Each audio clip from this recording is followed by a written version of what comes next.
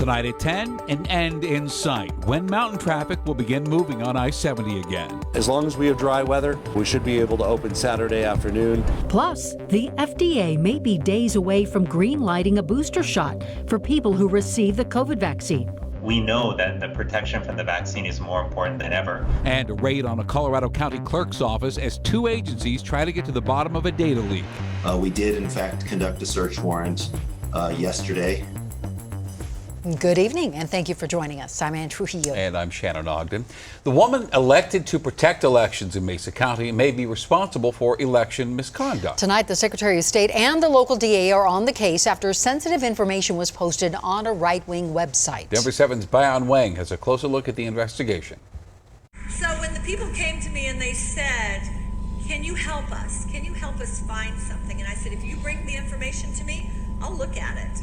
And because of that, I've been persecuted. While the Mesa County clerk pleaded her case at an election symposium sponsored by MyPillow magnate Mike Lindell, We did, in fact, conduct a search warrant yesterday. the Mesa County District Attorney's Office was collecting evidence in Peter's office, searching for who may be responsible for an election system security breach. We discovered last week that some confidential passwords were posted to the internet by a renowned conspiracy theorist. Those passwords are to voting equipment in the recorder's office. Secretary of State Gina Griswold believes the breach happened in May. You could change settings, for example. You could take screenshots. You could really pull out information to try to undermine confidence in the voting equipment itself. And that's why Mesa County DA Dan Rubenstein decided to get involved. The Secretary of State is looking at the procedures, the protocols, the security. My investigation really has nothing to do with that. It does involve whatever acts might have compromised that and to determine whether or not there was any criminal law violations and who's responsible. Colorado's elections have been audited. No widespread fraud has been found, but that didn't stop Peters from lobbying attacks at the Secretary of State's office and with no evidence casting doubt on the election she oversaw. I don't know what they did. But I can tell you that I don't trust them. The DA and Secretary of State confirm that no security breaches occurred during an election period in Mesa County. They would not say how long their current investigations may last. Bayan Wang, Denver7. And this evening, the Secretary of State's office announced a press conference for Thursday morning. They will provide an update on this case. That all starts at 11 a.m., and we plan to stream it live on Denver7 Plus. Well, we have a timetable. Weather permitting, CDOT plans to reopen I-70 through Glenwood Canyon Saturday morning, despite the ongoing structural problems. And Governor Polis, whose team applied for $116 million in emergency repair money from the federal government, toured the damage today, and here's his assessment. As the mud has nearly all been cleared, we find that the major damage is about a 15-foot pothole. You might call it a pothole from hell. No road for about 15 feet. CDOT's installing these massive sandbags along the north side of the highway to try to prevent future flows. The goal is to have I-70 fully reopened by Thanksgiving before ski season. Of course, some experts say CDOT is fighting a losing battle. I-70 was designed through the mountains in the 50s and 60s and 70s, and at that time, mudslides in the mountains were rare. What we are seeing now is a fire flow pattern. Fires one year leading to mud flows the following year. California has dealt with this for decades. Experts told us, given what's going on with Colorado's climate, what happened in Glenwood Canyon should have been expected. Climate change is exacerbating all of this, but these types of processes has probably been going on in Colorado for a very long time. It's just we weren't there to really see it, and we hadn't had much recent experience. I don't think people initially appreciated, 30 years ago, the magnitude of the fire flood sequence that we can have. And one more thing to keep in mind, the Senate just passed that massive infrastructure package, which includes billions of dollars for nationwide highway repairs. It's still too early to tell how much money might make it to Colorado. The Food and Drug Administration is expected to approve COVID vaccine booster shots for immunocompromised people before the end of this week. ABC News reports that sources are reporting this is a third shot for Pfizer and Moderna. It's unclear if there will be a similar recommendation for those who got the J&J vaccine. The move comes as COVID cases continue to spike in those states with low vaccination rates. Mississippi health officials today said their system will fail if federal help does not arrive within a week.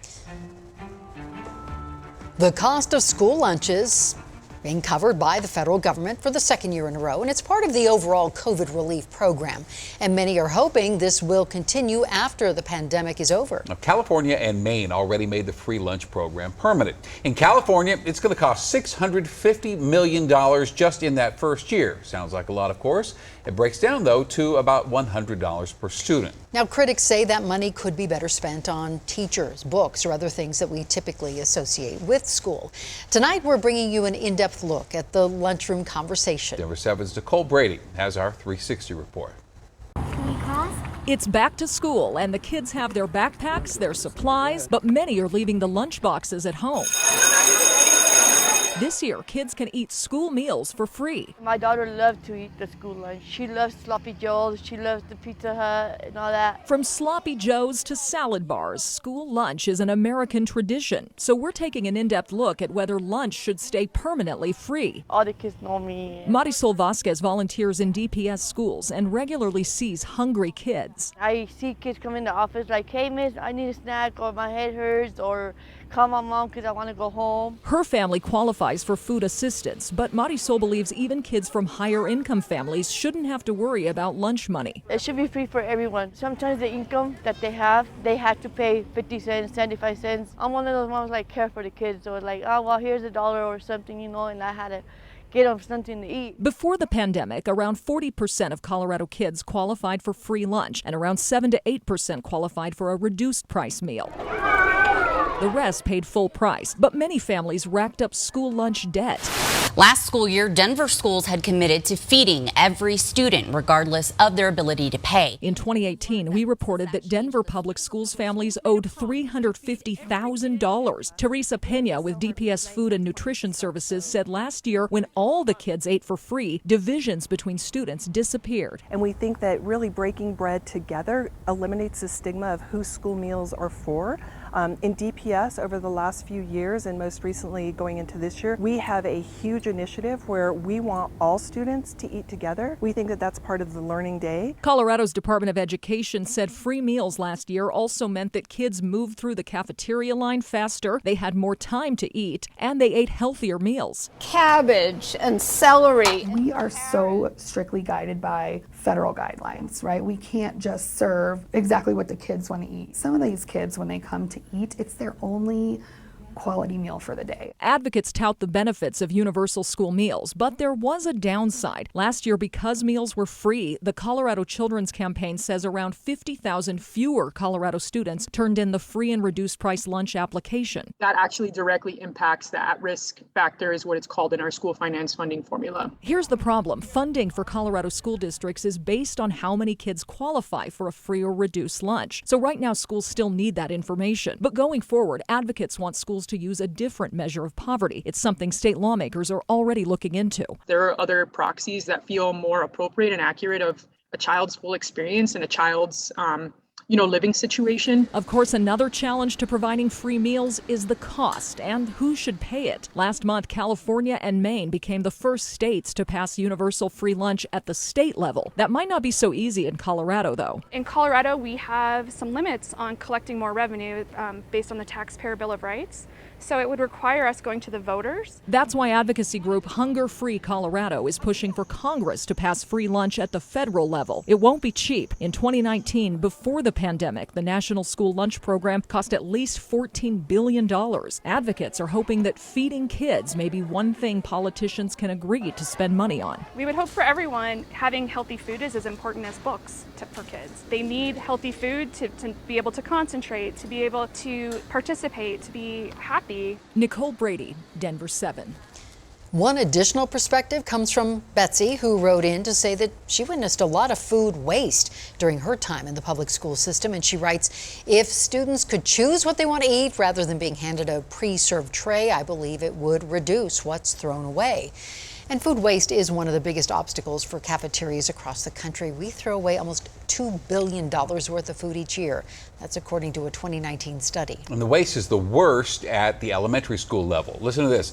The average child throws away about 43 pounds of food each year. This is per student, and 38 cartons of milk. The amount of waste goes down as kids get older.